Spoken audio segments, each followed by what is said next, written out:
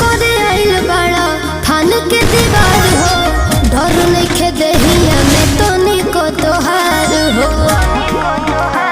पिटवाई बका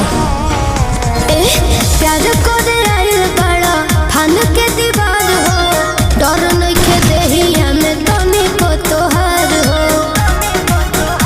आज एरिया में सगरोनु हमरे चलेला पूरा शासन रे पगली पीछे